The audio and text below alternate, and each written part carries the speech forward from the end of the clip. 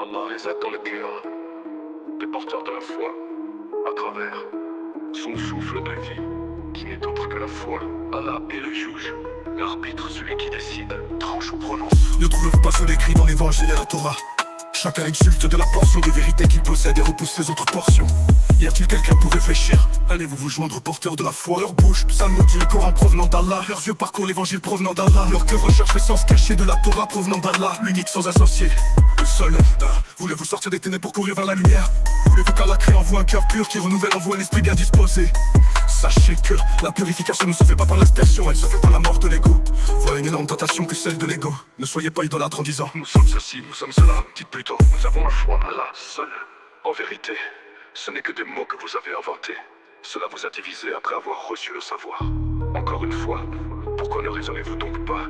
Avez-vous oublié que le diable est un ennemi déclaré pour l'homme et la femme? ô enfants d'Israël, Vous prétendez être les lumières de ce monde. Alors si vous êtes véridique, qu'attendez-vous pour libérer les enfants d'Ismaël?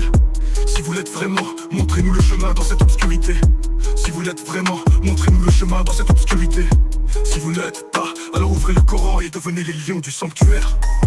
de lumière au vent, de lumière sortie, faites rugir la foi de toute votre âme. Cessez d'être des moutons blancs sacrifiés à l'Holocauste.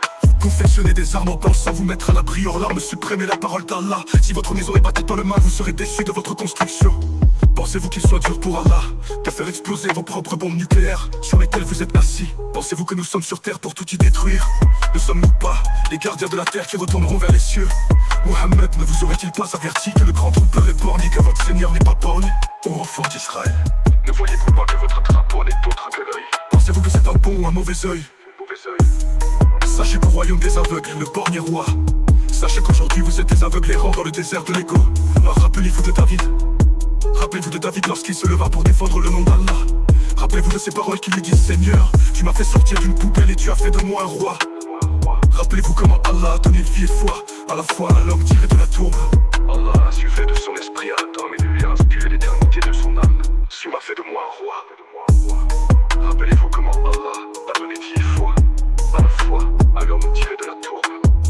Allah a insufflé de son esprit à Adam et lui a inspiré l'éternité de son âme.